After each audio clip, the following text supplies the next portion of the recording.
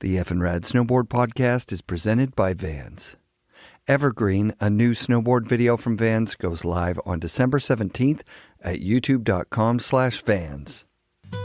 Season 6 of FNRad is sponsored by Wired Snowboards, the Boardroom Snowboard Shop, Anon Optics, Tribute Board Shop in Nelson, BC, Crow's Nest Barbershops, and Stance Socks.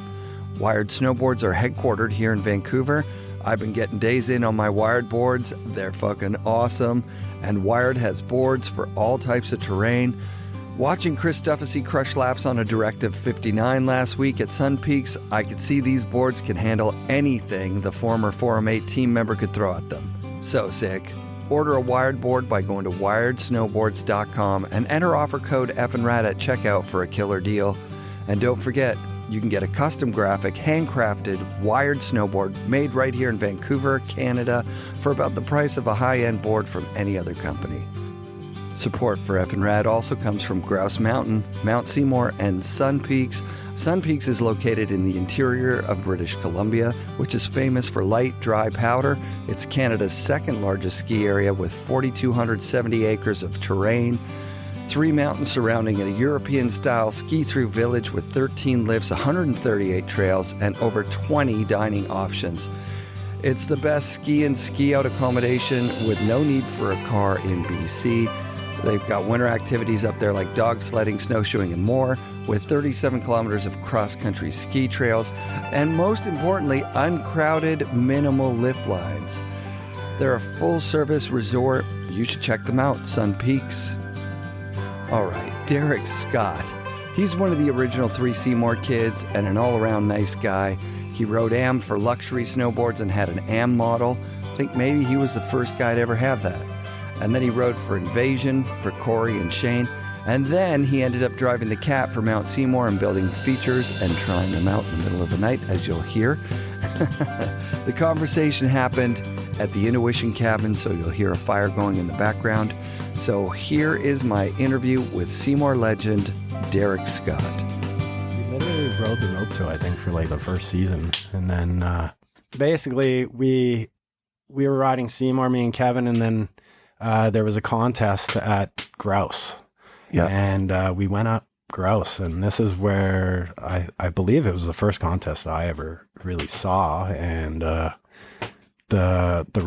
like Randy Friesen, Paul Culling, all those guys were destroying it. Like, I remember Randy doing like J tears, if you remember what that trick is. Of course. Like, I think it was like probably the first year that ever, and Mike Jacoby did it, I guess. Yeah. So it was pretty cool. So then that's when we met Swaro Dovin, and we kind of clicked with him. We were the same age group kind of category, you know, and we were kind of just became best friends, and we rode every day at Seymour, and well, Grouse first, and then we took it to the next level at Seymour. And what was the Grouse situation? I kind of know. So somebody's dad was a bus driver. Is that right? Sansalon's dad was a bus driver. Yeah, he was when we were kids. Yes, and we'd basically take the bus after school, like almost every day, and just bus up there, ride, and then hop on the bus. So did his dad take that route, like for that? No. He was on that route. Like normally we'd just go to Seymour, but we had to, like our parents wouldn't let us hitchhike when we were young, right? So of course. So we had to find a way, because they were just sick of trying to take us up like as much as possible. Because it's every day. You're like, can we go? Can we go? And then like as a parent, I know what, like my kid just asked me to pick him up at Cypress the other day. Yeah. I'm like, dude, do you have any idea what it means for me in the middle of the day to cross town, drive up that road, pick you up? You probably won't even be there. Be chasing you around, find you, drive back down. You're asking me to do like 4 hours worth of work. Yeah. So you can go snowboarding? Like, okay. It's amazing though. Like crazy. It was like my parents, like, my mom hates driving in snow, so it was always my dad, but yeah, he would pick us up. Like we'd ride to close and he'd pick us up, or Kevin's dad would pick us up, or we, like at Grouse, we'd jump on the bus, and sometimes he would be the driver. Perfect. And then we just drop the bus off and get in his pickup and get a ride home. And amazing. So it started with me, Kevin Swaro, meeting. We kind of took it from Grouse over to Seymour because we were getting a little bit older. We liked Seymour better. Like that, I just don't like that sky ride like every day. And plus we lived in, like I lived in the Cove and Kevin lived in the Cove. So close. Yeah. Swirl lived at the bottom of Grouse though. So, but as soon as he came over to Seymour, it was just like Seymour Pass. So you probably turned 16, someone got their license, and then you're just driving yourselves. Yeah, well, not even. Like me and Kevin didn't have vehicles right away. Like friends would have vehicles, and we just jump in with them. And like our buddy Andrew Oxley had like a big ass Fleetwood Cadillac, like older Cadillac. It was sick. We could jam like 12 of us in there. It was like super cool. And then and then us three, we just had green toques. We bought green toques, all three of us, and we rode Seymour. And one day Kearns came to Seymour, Sean Kearns, and I remember the name Seymour Kids was actually out of Kearns's mouth. Wow. And I believe he kept calling us each other's names, like, except for Swirl, he's one of a kind, but like, you know, with snowboard gear on, and we were kids, he's a little older, and we always looked up to him because he's Kearns. Yeah. He's a legend. And, so it started like that. And then, obviously evolved over time when Keenan, the Keenan brothers, and everything that changed the name. It's well, the in between, right? Because I remember the Seymour Kids article that came out in Concrete. Was it in Concrete Powder or Snowboard Canada? Might have been Snowboard Canada, actually. I think it was Snowboard Canada, and there was a picture of all of us at the Coach House, or it was the Coach House. It's no longer there. It was a strip bar, but it had a wicked spiral staircase that we could all stand on. Yeah, and there was Roberta and we had like Dave, Devin, we had all those guys. Like there was tons of us. So basically, Wildcats, Seymour Kids meshed. Just Seymour riders basically. Yeah, and then it became Skids, right? Like that was kind of the Keatley. I remember him just really getting into that. He went crazy. Yes, and the Skids movies. Remember? Yeah, Jesus. Yeah. Well, I guess we kind of follow in the footsteps of your elders, right? Like, not that they're that much older, but those guys, like the whiskey videos and right, like whoa, you know. But like the fun times, like, is the main thing. Like snowboarding is just all about fun times. So a lot of the punctuation points are these contests where people would come from all over the place, right? Yeah. And that one you told me about, Kearns, like where the Kearns hit got named, would that have been in like 91 or something, 92? It's got to be. Yeah, it got to be. And it would have been like a BCAA thing? Yeah, I was on a Lib Acme at the time, so that's got to be 91. Before Luxury and all that.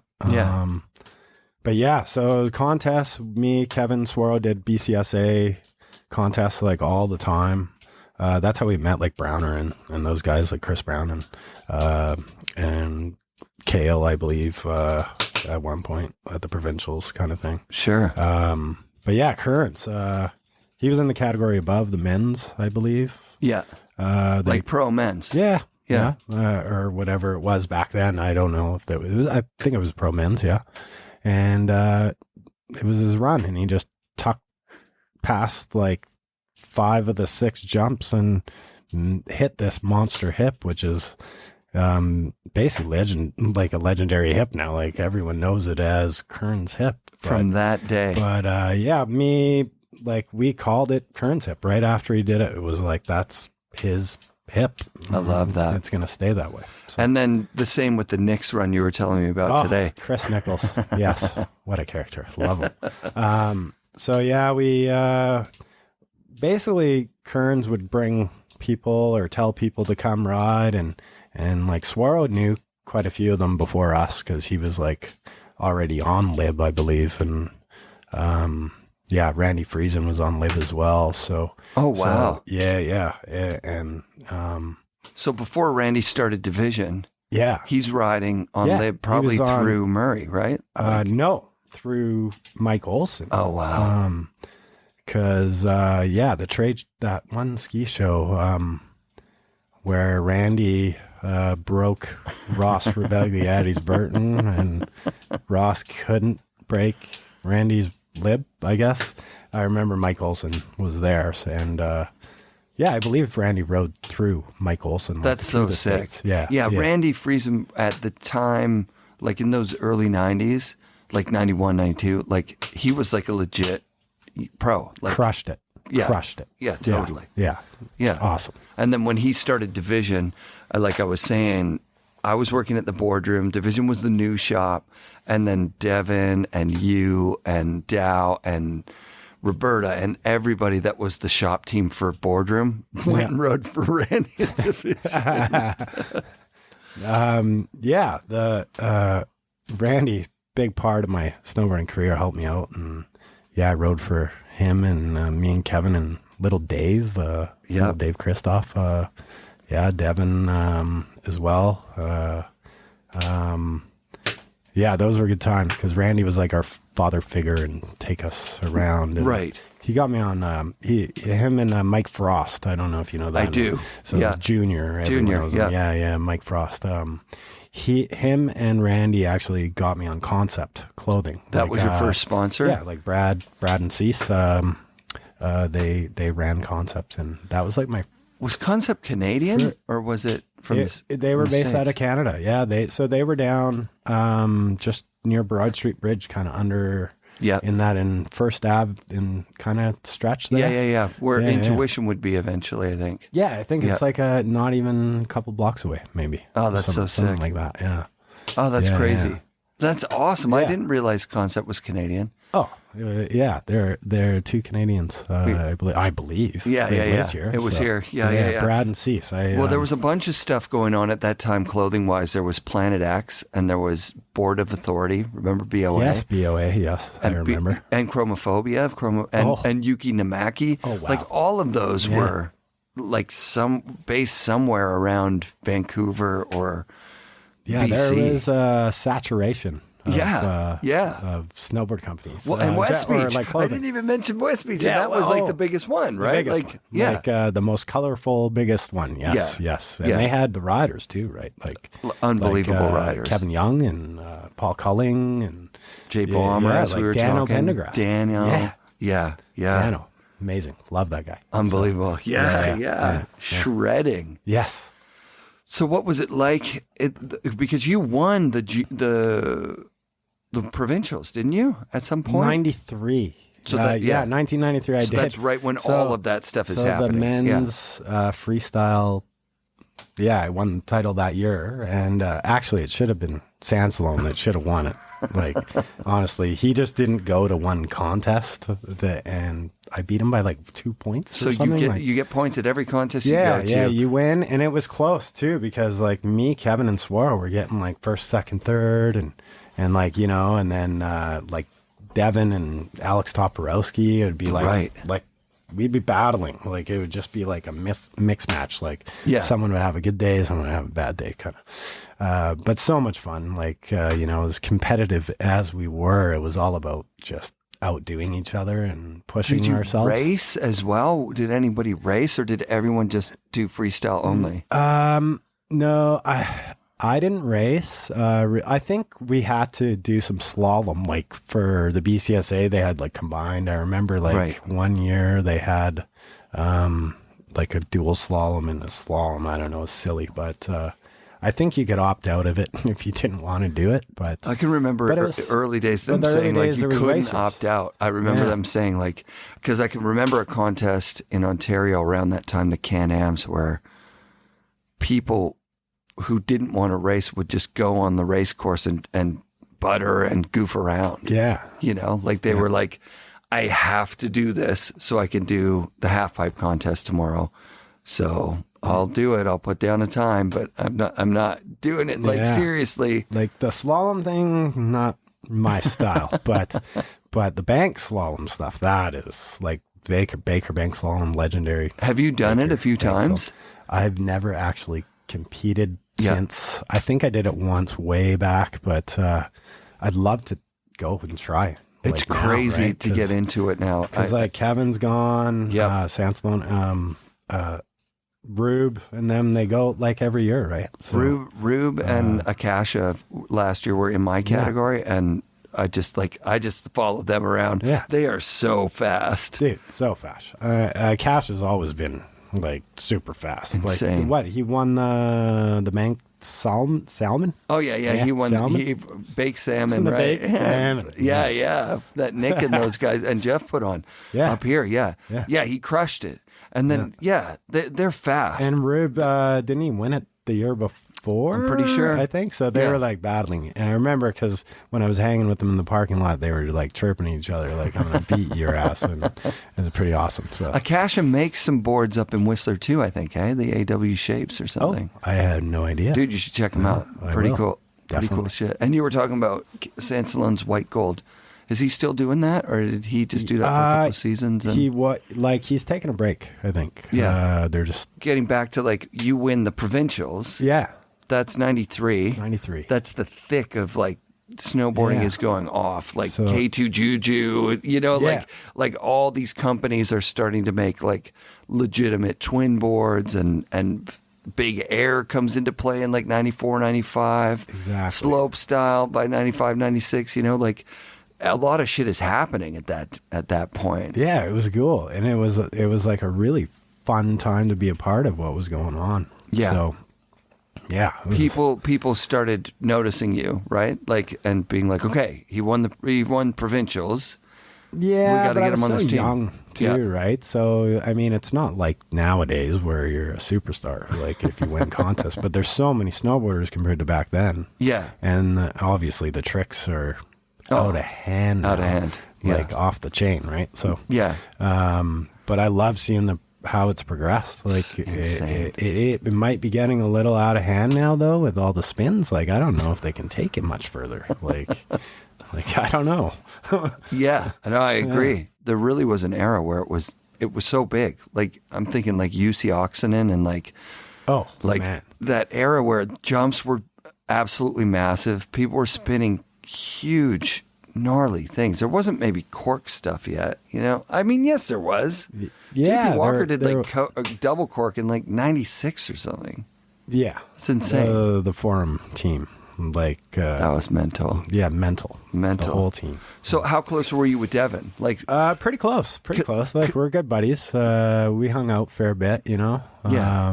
Yeah, he obviously moved in to the North Van and like Chesterfield when he was living at Chesterfield House. Oh yeah, with like Dow and Cashin was in there. Roberta was there. there. Roberta and Graham and Swaro even lived upstairs for a while from them. Russell Winfield. Yeah. How cool is that? So cool because Russ is awesome. Like, what era of Russ is that? He's Ride still, right? He was on Ride. He was on Ride. Yeah. I gotta say, it's got to be about 90, 94, 95. That makes total sense. I was on Luxury by this time. Yeah. Rad. Yeah, it was a 93.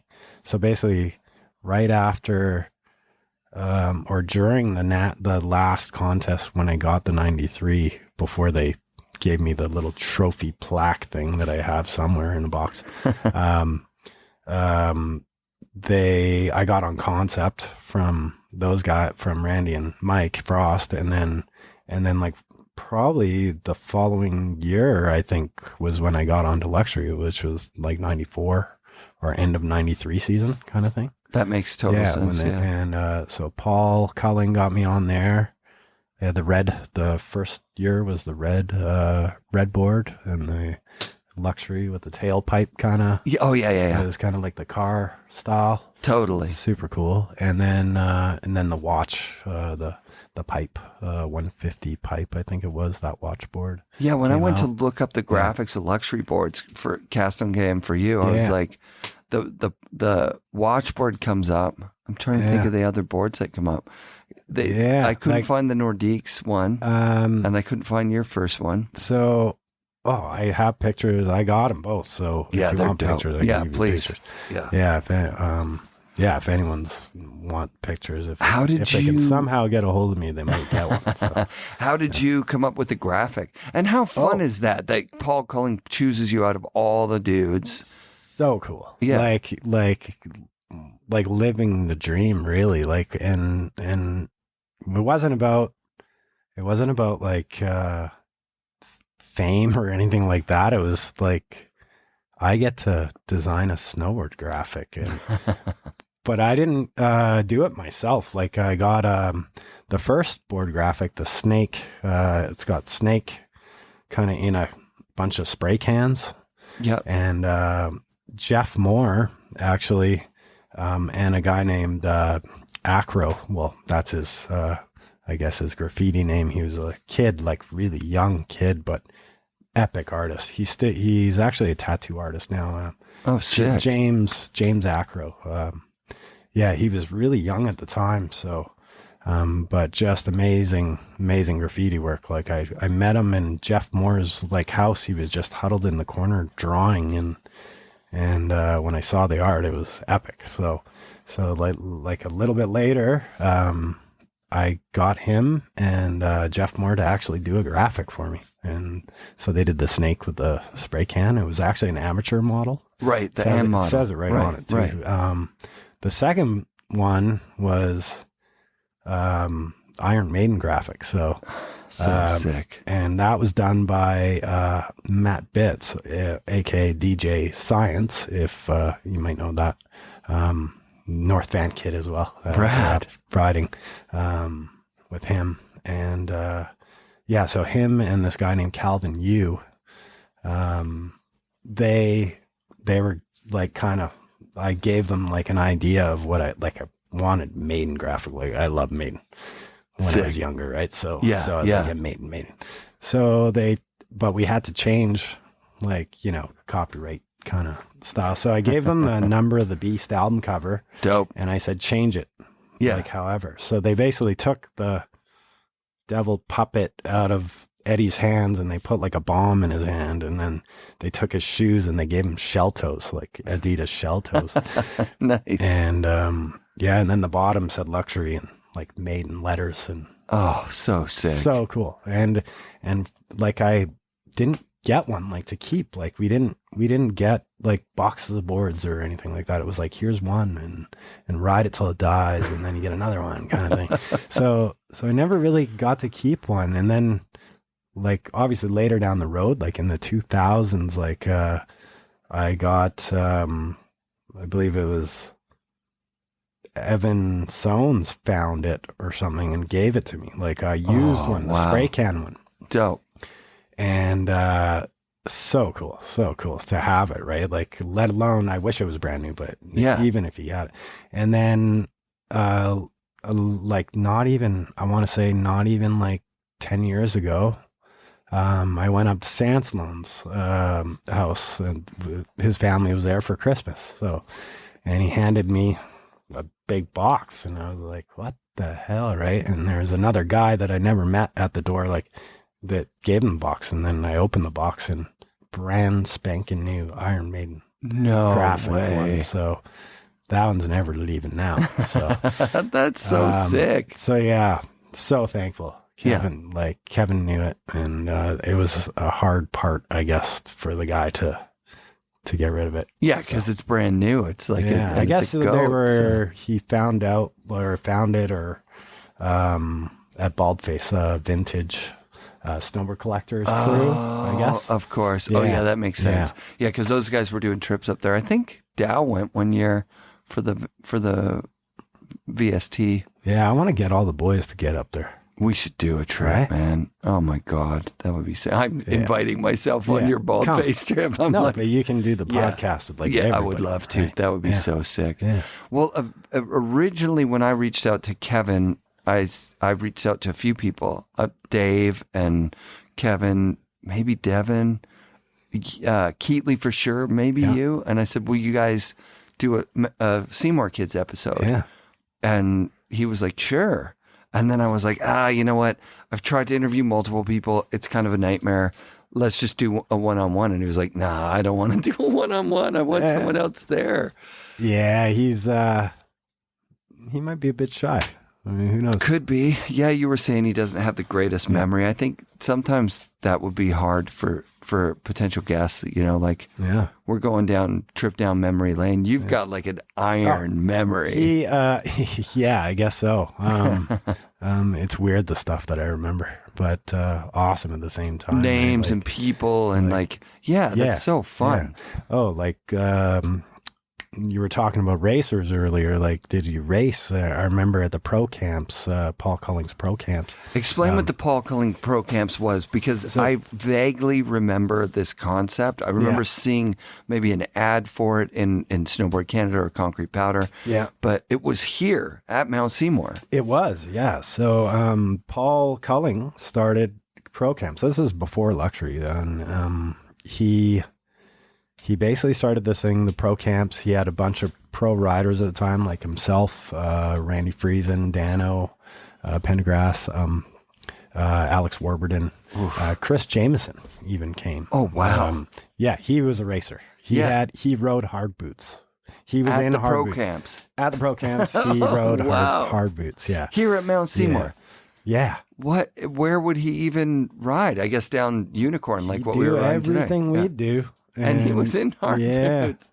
Yeah. On a race board, like flat tail race board? On a flat tail race board. You can make it work, I guess. For like full on Peter Bauer stance. Like, like almost forward. So. And you guys would be riding with this dude. Yeah. At Seymour, and he's just, what was the format? Was it like, was there an agenda? Was it like, today we're going to learn this? Well, no, it was more like just jump in and ride with everyone. Ride with the pros. Yeah.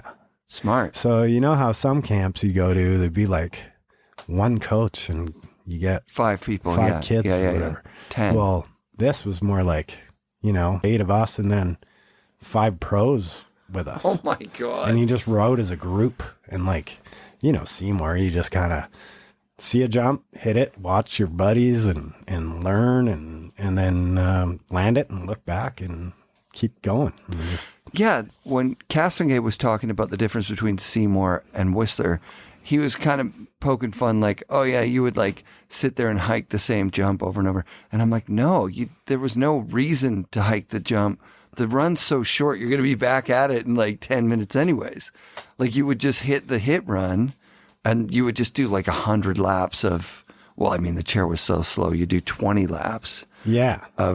You do, it take like 15 minutes to get up and about 2 minutes to get down. Totally. So, well, that's kind of how we always used to like stop and watch kind of thing. Like a fair bit of the time. Cause, we'd always try and learn tricks and just watch each other either kill ourselves or land it. So like snowboarding is. So, it just made the runs longer, Totally. Like, but now, you can't even have a like short conversation. You're at the top with this high speed quad. So it's awesome.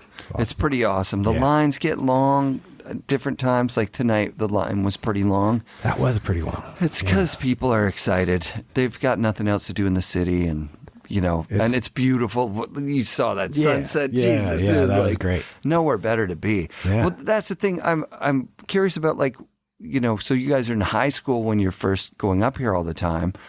Were you guys outcasts at school for being snowboarders, or were you just, who gives a shit? We just ride every night after. Well, we were kind of, I wouldn't say outcasts. Like, we have a lot of good high school buddies still. But we went to school together. We actually had each other's locker, and we just put snowboard gear in one locker and then our books in the other. So seriously? And at high school? Yeah. So you just leave right from high school, get on the... Yeah. We'd be like, that's so dope. Like, we'd try, and obviously if like one of our parents would be around to drive us, it'd be like, pick us up and take us like right now. Or we'd walk up and hitchhike once we got old enough. So that's amazing. Yeah. So what happens after high school? You guys all stay friends and stay shredding Seymour? Everybody moves all over the place, don't they? Yeah, usually after high school, everyone kind of goes separate ways almost, right? Yeah.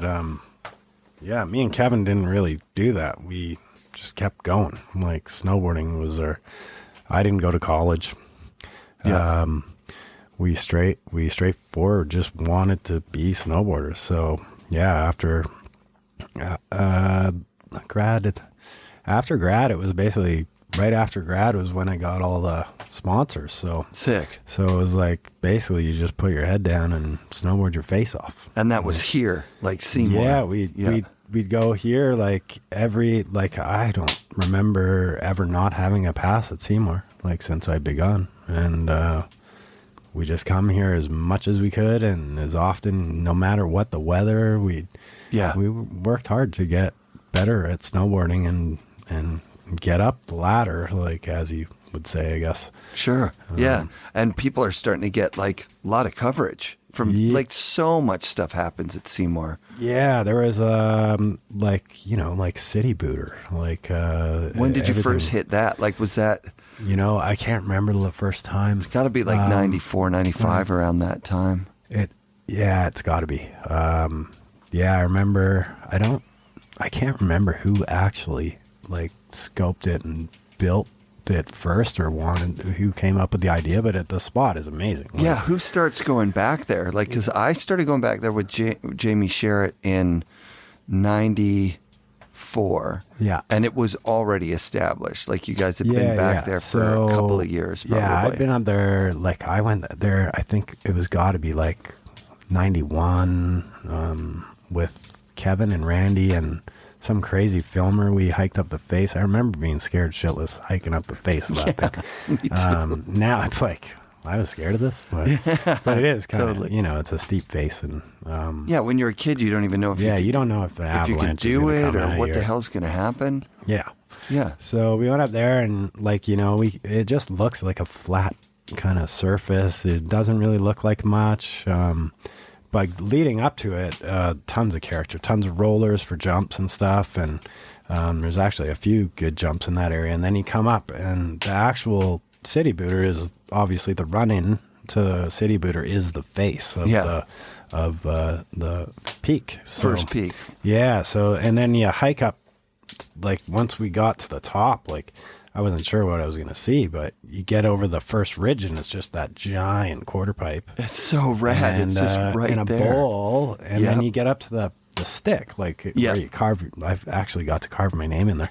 Oh, sick. I did it the first time I got to it. I carved it in there. So, that's insane. Yeah. And then the stick, obviously you look almost every direction from that point and there's a jump, like every direction, or like a possibility to build one, right? Totally. Like there's a landing somewhere. You just gotta build the takeoff. I hiked up there with Jamie a few times, and then pretty soon after went up with Yurley, and Yurley Ricker. Yeah, and we just started looking around and like it's one of those things where with the least amount of effort you can build something that's legitimately big with a great landing. Yes. It's insane. It's almost like possible to film like half a video part just in that area. Different jumps in that area, for sure. A good like 10 jumps in that area. 10 spots. And then the quarter pipe can be a step up or a quarter pipe so there's tons up there. It's funny, it's kind of died out. Like, so remember when you would first go? Yeah. Nobody. Yeah. No one. And then it turned into like traffic jams of crazy, like we had the Australian teams or whatever, the camps. Australian I forgot camps, about those guys. Right? So, and they just flock to wherever they see people go. And so everyone kind of I forgot about those dudes. Yeah. So they would rent houses in North Van and then take something kids like that, mountain biking and snowboarding. Yeah. I remember that. I remember being like, where these guys come from? Like, there's so many people everywhere. And there was so many crews up there, right? Like, 'cause there's the Wildcats at that point, the Skids guys. Yeah. And then people would come from out of town. Like Joey McGuire's got a hit named after him up there. And Dave Lee Gap. And it was like a legitimate spot. People from all, and Whistler. So the Whistler guys would come down and shoot stuff there. Yeah. Devin said that first West Beach catalog shoot that went on up there, that was in the resort though. That wasn't up in the peaks, I don't think. I don't think it was in the peaks. I remember them doing photos with Dano. Yeah, and exactly. like him and Alex Soporowski doing photo shoots with Dan. Saying, hey, you should come down to the city. There's tons of stuff to shoot down here. Yeah. And they're like, at Seymour? What are you talking about? Whistler snobs. And then they came down here and they're like, what? It's kind of crazy because, it was like the cheapest of the mountains. It wasn't as fancy. It's a family mountain. Right? Still is now. And it's family owned, and it has been the whole time, by the same family since I started here. So, yeah. The Wood family, and they're excellent people. So cool. Yeah. Eddie's always been super supportive of you guys and of snowboarding. Yeah. Seymour in general, like everyone, operations, Dennis, Watson, the mechanics and the cab drivers. Everyone's been helpful to us. Let's talk about the pro career, and then we'll talk about how you got the grooming job up here, because that was insane. Yeah. What are some of the highlights of because how many years is it with Luxury? 4 or something before he has to close it down? I went pretty much to I think, I actually left Luxury before it stopped. But I was with them for about 3-4 years, 3.5 years. Did you go to Invasion? Is that so? After Luxury, which was awesome, I got to travel. Like if it wasn't for Paul, I probably wouldn't have got to see Europe like I did, and travel with like Castingay and Sheen, and we had tons of fun. Did you go on that Japan trip he was talking about? I didn't go to Japan with him and Sheen, but I did go to Switzerland. We flew into Switzerland. We actually traveled around this. It was a dry year. Yeah. I think we ended up drinking more beer than actually riding. But I remember looking at all the hot ladies over there in Switzerland, a lot of hot ladies. And just sitting, me and we just get our coffee and our cheese and bread, I guess you could say. Yeah. I tried to get orange juice. I remember trying to get orange juice and always getting like fizzy orange juice. So that's like a good fond memory of Switzerland or whatever. Fizzy orange juice. Yeah. And drinking the first time I drank a meter of beer and a boot of beer. So, I don't even know what that is. So a meter of beer is just a meter stick with like a bunch of glasses on it. Okay. Right? We just saw a meter of beer and I was like, I wonder what that is. So they give you like a meter stick with beers as long as the meter stick.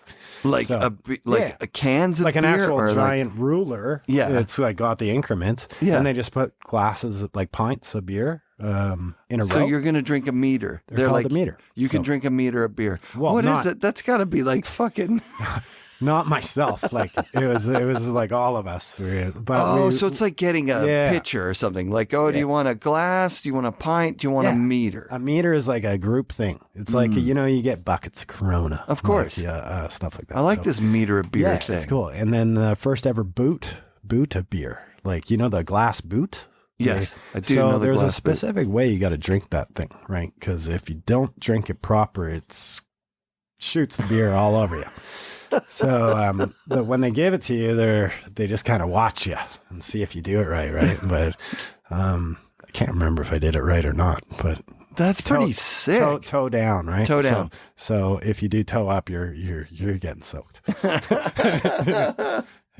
That is so insane. Yeah. So what age are you at this time? Like you early 20s yet, or are you still like a kid? Oh, God, 93, probably 20. Somewhere in there. Perfect time to go travel around and drink beer and hang out with a couple of really cool people. And Switzerland was cool too. The hosts, I remember a couple of them being a little awkward, but it was just a language barrier. Yeah. I believe. I remember one of them, when we finally got up to the mountain, they brought us to the guy's ski lodge, kind of ski cabin. Yeah, chalet. And I remember the fridge being full of Heineken, and we drank a lot. I actually got pictures of like Sheen with like a stack of Heinekens, like in his hands. It's I still got some like old developed photos, I guess, from the trip. I even wrote a diary like on that trip, which is weird. And that's dope. That's smart to do when you travel. Yeah, because I was like, I've never been I've been to Britain because my family's British, so I went and seen family there, but I never really went out of Britain ever until then. Travel diaries are so dope. I did one for a Mexico trip that we did, and when I go back and look at it, I'm like, I am so glad I did this, because you forget what the little, like the feeling of that day, or, the things that you did. Yes. And when you read, like, oh yeah, I kind of remember what I was thinking when I wrote that. And I still have it. And it's actually quite hilarious now when I read it back. Anyway, it blows my mind. Yeah.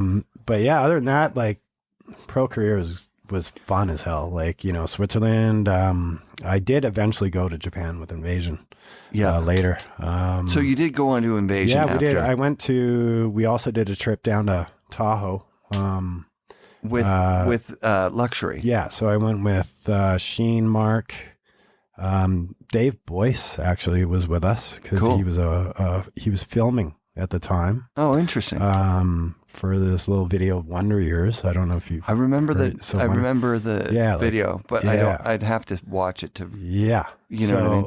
Yeah, so Dave Boyce was filming, and he was coming to like ride as well, right? So, of course, yeah. So we got to Tahoe, and Estes, Mike Estes was the one that grabbed us from the airport, and he's basically the guy that's going to take care of us. And badass. And he's like team manager for Luxury kind of thing. Estes kicked ass on Barfoot, and then went straight from that. He's one tall guy too. Is he? Right? I just remember. I guess I was pretty short. So, but yeah, he's a big guy. And he rips. Yeah. So he shows you around Tahoe. Where do you guys end up in Tahoe? This is a funny story, because Tahoe, we got there and and it snowed like 20 feet in 3 days. The city was shut down basically. Yeah.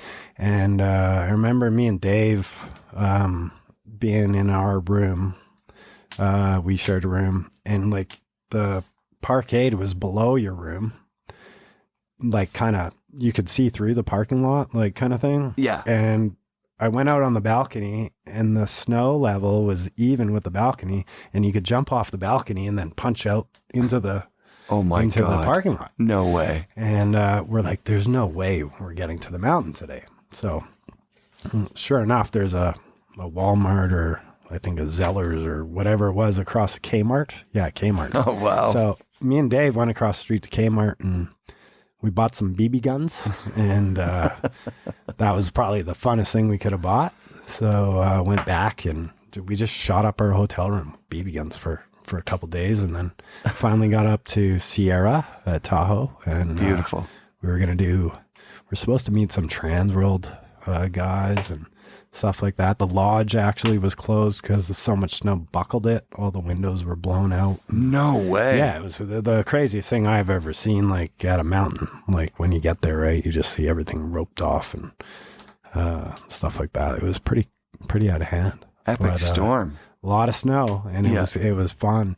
And I think I remember Estes gave me a little bit of shit because we wanted to ride powder as soon as, so we just started bombing runs. But obviously I've never been to that mountain before, so trying to meet, and no cell phones back then. So right. So you just get off the chair, start charging, and then will you meet up with them in the parking lot at the end of the day or something? Or no, we eventually met, but I don't think like our thing that we were supposed to do didn't happen, just because of the craziness of the snow. I don't even know if they made it to meet us. The Transworld guys. Yeah. So then Luxury had a bad run. Like the Swiss thing was supposed to be a snowboarder article. Yeah. And then those guys didn't go because the snow was low.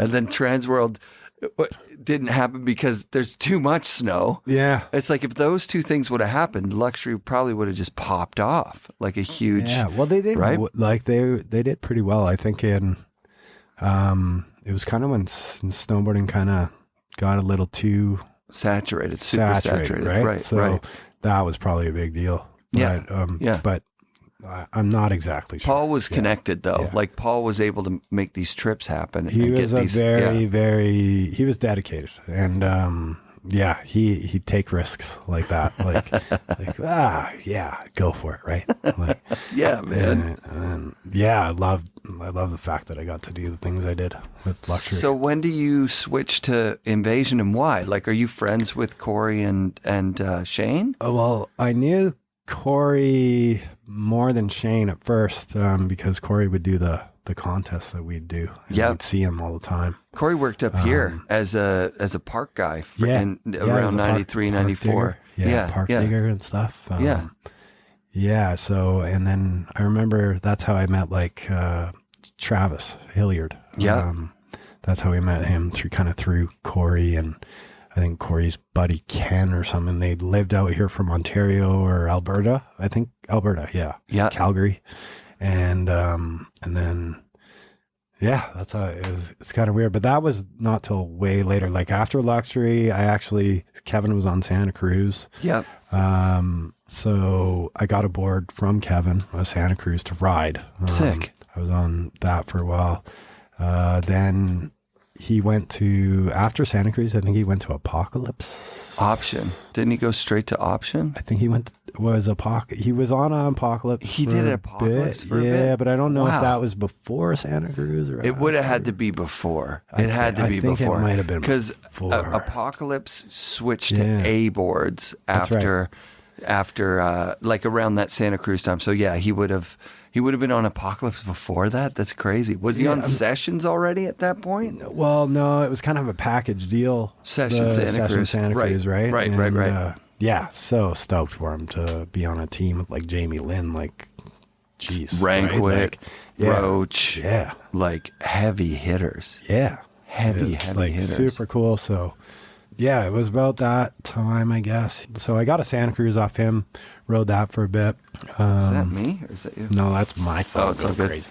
I'm going to put more wood on the fire for a sec. Gotta check this. I went years without a board and like basically, so after Luxury and I started dying out of the sponsorship, I kind of, the concept fell through and stuff like that. I know I didn't like take it as seriously as I should have, I guess you could say, or could have. Sure. Snowboarding was like a love for me. Like I love it more as like a hobby, I guess you could say, than a passion, something else. More, it's a full-on passion, not a job. Like, right.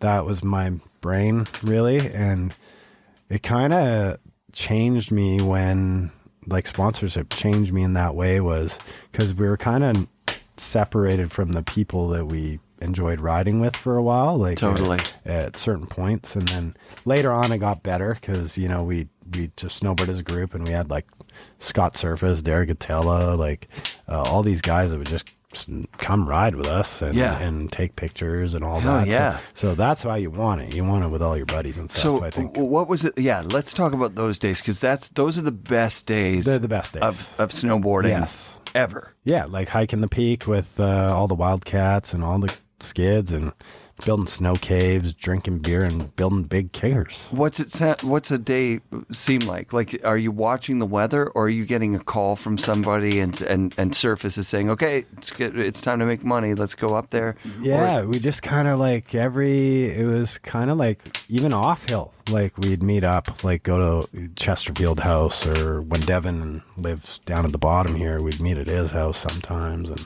stuff like that.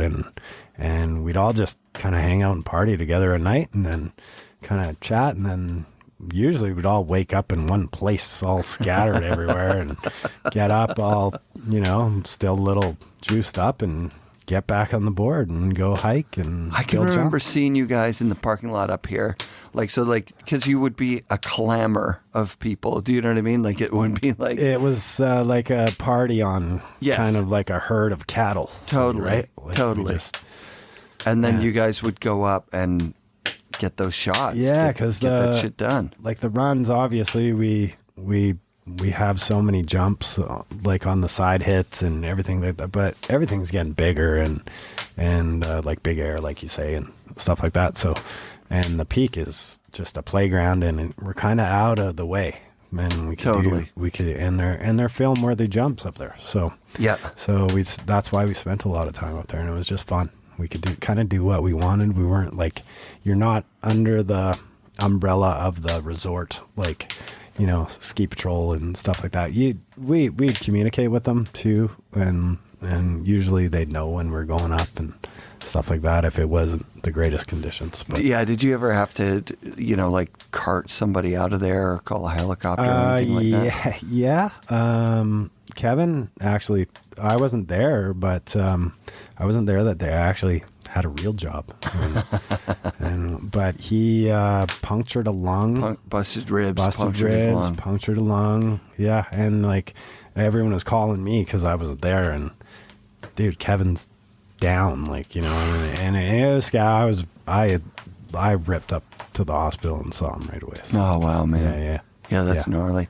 So tell me about this, getting the job as the groomer. So, it was Seymour, we had a park and we had the pipe dragon, but they didn't really use it because it was actually, I got to try it later on, but we'll get to that later. But yeah. So the snowboard park wasn't like really how everyone was wanting it to be, I guess. And I thought I could maybe try and make it better. So had you ever been in a cat at that point? I never driven a cat. I never driven a piece of heavy machinery, really. Like, I think I messed around in like a backhoe with my dad once. His buddy had one. So yeah. But that was like ages ago.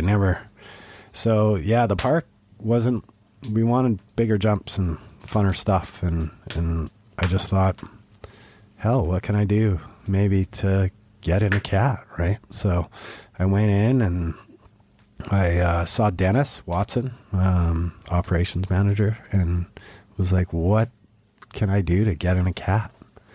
And he literally got on the phone, then he sent me down to the shop where they park the cats, and the mechanic got me in the cat. He drove it for, say, 4 blocks, and he kind of showed me all the controls, and then he turned around, and then he put me in the seat, and he said, try it. And I tried it, and I was, obviously, he's like, something's going to go crazy here, just let go. If it's called the Bronco, you just start going like a Bronco in the thing, because you want to go, it's kind of a delayed start on the track when you push forward on the stick. So yeah, I started doing the Bronco, and he's like, let go. And so yeah, it was kind of sketchy at first, and then I got the hang of it. Yeah, and then basically they gave me the chance to learn. And they had 2 groomers at the time, a guy named Greg Rockwell, I believe, and this lady, Gay Lynn. So it was like a girl and guy, and they were older, and they groomed the mountain and stuff like that.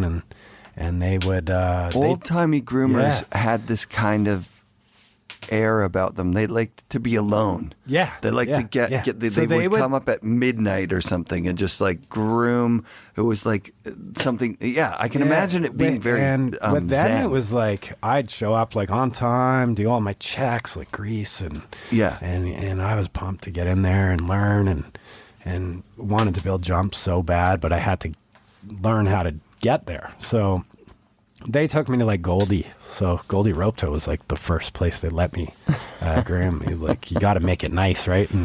And basically you just I drive in circles for hours, like trying, and then they put a parking cone like in front of my cat, and they'd say, don't call us on the radio and until you can take that cone in the blade and go down Goldie and come around back up the other side. So took me a few hours, and I actually got it, and then they came down and checked it out, and then finally I guess I graduated Goldie, and they let me do more and more, and then I finally asked them, like, I want to build a jump, like, and they're like, well, try. And I didn't know what I was doing. Where was the first jump? Where'd you pick the first thing that you tried to build? So the first place they let me try was on right basically at the exit of Pete's. So right across from the bottom of the jumps of the park there. Yeah. So on Mystery. And they just, no one's on the hill. It's middle of the night. And they're like, go, try. And I tried, and I was horrible, right? So then I jumped in with like the lady, and she like showed me how to push snow and shape it, right? And then the guy, Greg, he'd take me and show me some other stuff. And then I just kind of taught myself kind of, and then I had people come like Jeff Patterson. Yeah, good, awesome cat driver, and he was like, oh wow, he was probably like one of the best park builders back then. So he gave me some tips, and like he got in a cat on Seymour, and I watched him do some stuff, and so yeah, and that's how it spawned for me. And then who was in charge of the park back then? Do you remember? Andy Boniface. Andy Boniface. Yeah. Oh yeah, I forgot about Boniface. Yeah, he was here forever. Yes, and he was in charge of the park. I didn't think he was ever going to leave. No, but he did. Yeah, but he did. Yeah. Nicest guy. Yeah, always loved dealing with Andy up here. Yes. He was the best. That park was fucking fire for a few years. Oh my God. Yeah. So and I remember like, you know, they kind of gave me free reign, like to build stuff. And then obviously being like a snowboarder and wanting to make sure that it was good, I'd try them. Like, you know, so I'd build it in the middle of the night and get the other cat drivers to come down and shine their lights on the jump. And then you would hit it. I'd hit it. Are you the one who built the hip on the backside wall of that Nix's run? So remember there was a hip there? Because that was a backside hit. It was like my favorite thing. I was so psyched. I'll be honest with you. I did sneak. The cat drivers can sneakily build stuff. Yeah. Right? Like, and make it look like it wasn't built like by a cat. So exactly. So obviously I'm up here in the middle of the night and my wheels turn. Like, I loved it. I had creative like madness, I guess you could say. So it'd be, and also with all my buddies too, like Kevin, Devin, all those guys, like I could, you know, they tell me like, hey man, can you just push some snow over here? And like, hell yeah, you know, and I'd build new things and sneak some snow and help out the fellow snowboarders. Right? That's the best. Yeah. That's the absolute best. I just put that together now because that backside hip thing was there only that 1 year, I think only 1 year. So basically what you do is like when I come up and it's puking, like absolutely puking, it's like, okay. So you just start right at the beginning of shift, you just start piling snow where you want it. And then you let the snow just fall and then it looks normal. Right. So, that was dope. What I used to do. I wouldn't go crazy and make stuff that would kill people. No, it was mellow. But like that whole run, like we were talking before, is all frontside for us. Exactly. So having a backside just to break up the monotony was just so nice. Yeah. And then I remember spending about probably 8 hours building a backside hip in the gully. And I made that step up when I made the step up that year. Oh, really?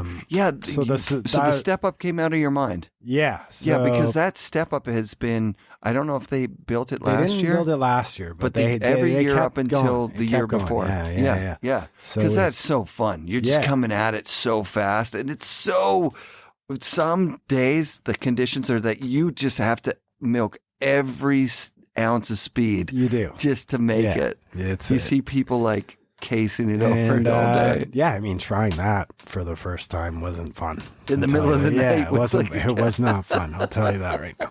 I think I lost my breath for a couple minutes on that one. Didn't quite make it. That's pretty sick that you're responsible for that out of your imagination, your mind. Because I can remember there was a bunch of cool stuff down the gully that year. Yeah. So when they opened up the gully, when they said they wanted to build a park, and I mean, it is kind of a hard spot to get a cat and move it around, but we used what we rode already, kind of like we just made it bigger. So, I mean, the step up was a different story. I actually didn't even know it was going to be a step up at first. I was trying to make a backside hip. Yeah, because it was always a hip. Yeah. Right. So I'd keep pushing it up like you would launch like a hip. Yeah. But as I got closer to getting it to a hip, it was like a step up, right? So, because I hadn't pushed all the snow up. And I was like, damn, like, maybe that can work, like, right? Yeah. And it actually worked. So it works awesome. So, yeah. And then I remember we filmed some stuff on it, and then they kept it kept getting built every It's a year. staple Like even now, after I yeah. left the cat driving and stuff like that, because honestly, I could have kept, if cat driving was all year, I wouldn't have stopped. I would have, and I still to this day would love to just get back in and do you have any inns here, like where you could pop up? And... You know, I don't know. I mean, if I ran, I'm not sure if Dennis is still up here. I don't know. I know he had some health issues and stuff like that. I know Eddie. Like if I saw Eddie, I can do it. I think Big Al was Alex Douglas. Yeah. I think that he was going to retire last year. I don't know if he did or not. Oh, he has been here longer than any other employee other than the Wood family. Exactly. Right? Yeah. Yeah. He used to like invite us in for hot chocolate when we were like 13, 14 years old or whatever. What a dude. So yeah, we say hi to him every year. You got to walk into rentals, you know, and say hey to Alex. Yeah. He's a staple up here. He is. Yeah. He was going to move back to Ontario, I think. Yeah. So, you know, been up here a long time. What's up with the cabin? I want his cabin. Oh, I don't know. I want that cabin. That cabin's sick. Yeah. It's so sick. Yeah. Yeah. Yeah. Someone's got it. I remember Eddie was living in it before Alex, I think. But then his kids, when they were old enough to go to school. He moved down into the Cove. Eddie's always been so sweet. Yes. Like just a really stand-up dude. Yeah. Like from the beginning. Like just, through all the ups and downs and totally. Everything like that, he's stayed on it. And he won like Businessman of the Year, maybe for North Van, maybe for BC. Well, he's something. involved with all the parks too. Yeah. From here to like Whistler, I want to say, or Squamish. I think he does the ones out towards Abbotsford even. Oh, that way too. Yeah, he manages the provincial parks. That's right. Like the campsites and stuff. It's pretty cool. Yeah, that is cool. Yeah, dude's awesome, man. Yeah, he is awesome. Seymour has like, oh my God, so much like character. You were saying it about the terrain, but it also is the people. The people too. Yeah. Yeah. Like a lot of if you walk in, like for the past, well, maybe up until about 5 or 10 years ago, you know everyone that was going to be working. Yep. You'd walk into the waitresses and cooks would change and stuff like that. But like operations people, they'd maybe shuffle and move up the ladder. Yeah, yeah. Andy was inside the last couple of years he was here, right? Yeah. So marketing or something. Yeah, he went from like part guy to like doing the marketing and events guy and stuff like that. And, totally. And then like Dennis, I think he started young and then he became like ops manager, and they kept like a really tight family of people running this place, and we got to be friends with all of them, and they helped us big. And you stayed riding here the whole time, right? After those glory years of shooting photos and all that stuff, and it dies down a bit, because it did die down for a while, and there was other crews like the Party Snake Kids and all those. Yeah, so when I guess it died down a little bit for me, because like you want to try new things. So like got into like motorcycles. My dad was a lover of motorcycles and lover of surfing, so I kind of took after him, like not surfing. I don't surf well at all. Yeah, me neither. Kevin can surf. I'm pretty stoked on that. He's got a place in Tofino, doesn't he? Yeah, he does. Yeah. And he can surf now. And it's crazy. You should ask him about his swimming situation when he was younger. He couldn't swim very well. That's awesome. Did you guys go to like Pool 99 together and stuff like that? I never went there with him. Yeah. But I used to go to Pool 99 with other buddies. Did you ever jump that super... Cooks and I've jumped pretty much everything. Really? There, I don't know if I still would. No, it's gnarly, dude. Like you were saying that you ran into North Van Dan. Yeah. Well, he would jump anything and everything and still will. Like I think I was looking at his Instagram like last week, and it's all him just jumping cliffs. Like, he still hasn't stopped. Like, crazy man, right? So yeah, that's awesome. Growing up, I grew up in the water and jumping cliffs and I love swimming before everything. I wanted to be a swim racer. You were saying actually too that you guys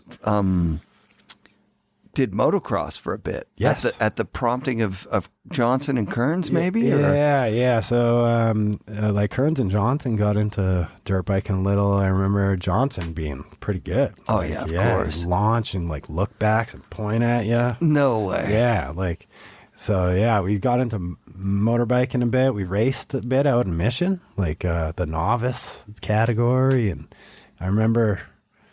I think me and Sansalon went to the hospital together, and he actually cased the jump and knocked himself out. Oh, wow. But I put a screwdriver through my hand in the pits. So yeah, obviously I'd rather go for smashing myself, but I go for a screwdriver in the hand and he goes for a knockout. And and then after that we kind of stopped racing after a while and did it for fun, and now you have a bike. Yeah, I got a bike, and I do ice racing every winter. A little bit of ice racing. What the hell is ice racing? You have to put like spiky. Yeah, we get they're little. There's like 20 of us that with CRF 100s, and we use sheet metal screws to actually stud motocross tires, and everyone gets like a certain amount of studs, and you do your own pattern and. Wow. Some people go crazy and load it up and it doesn't work. Is that not fucking crazy dangerous? Well, kind of. Like you got spinning chainsaw, like metal studs, right? Yeah, and if you fall off, doesn't the bike sometimes run you over? And you slide. You just slide for a long time. It's pretty fun. But yeah, if one of those tires like touches your jacket's not on anymore. It'll just peel it off. Yeah, so I'm totally into that. That's one of the fun things I do in the winter. Where's the closest frozen lake that you can do this on? Tons. Yeah. You go anywhere, like up past Hope and beyond, like Caribou and stuff like that. There's lakes everywhere. So a bunch of our friends, we just get together, go up and to a lake. I won't say where because we kind of keep it secret. Cool. And it's like a secret thing because we do an invitational ice race every year.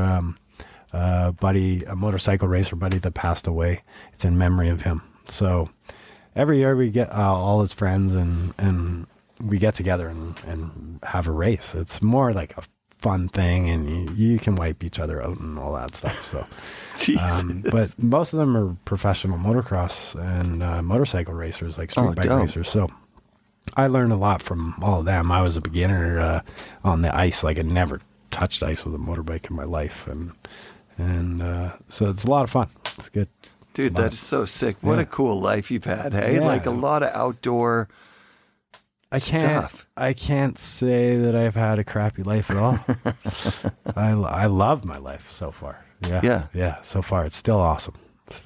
I got to tell you, riding with you at Mount Seymour today, I was super proud to be up there with this is one of the OG most fucking local Seymour pros ever.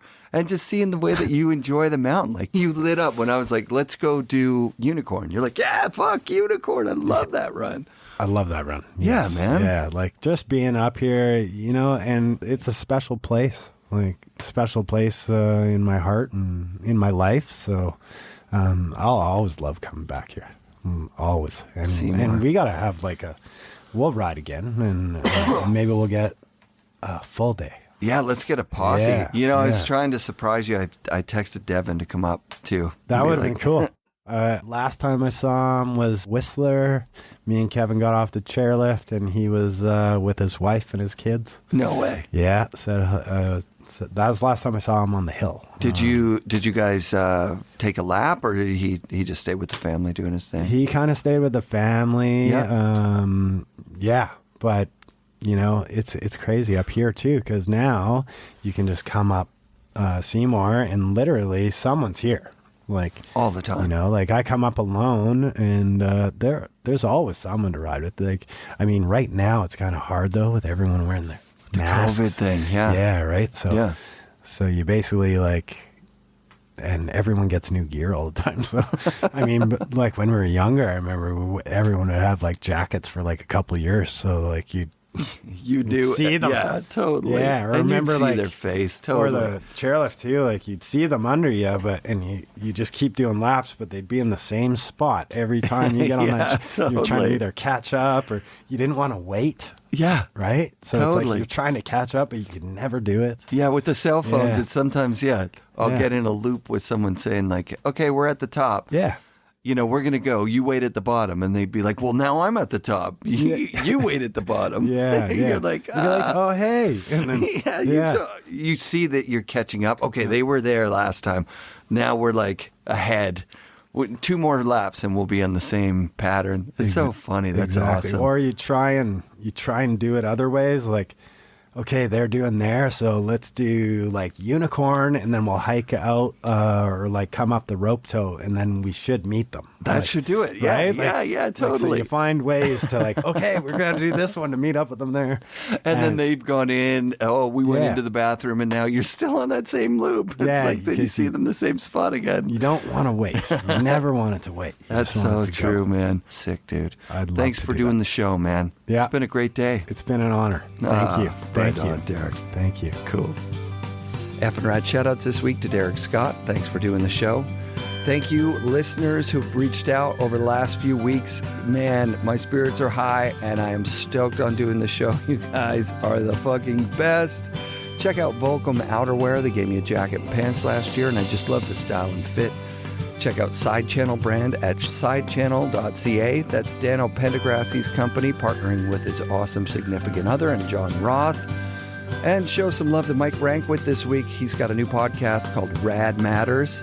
Welcome, Mike, to the Snowboard podcast world. Be sure to come back next week for another episode of the FNRad Snowboard podcast presented by Vans and brought to you by SIA Productions.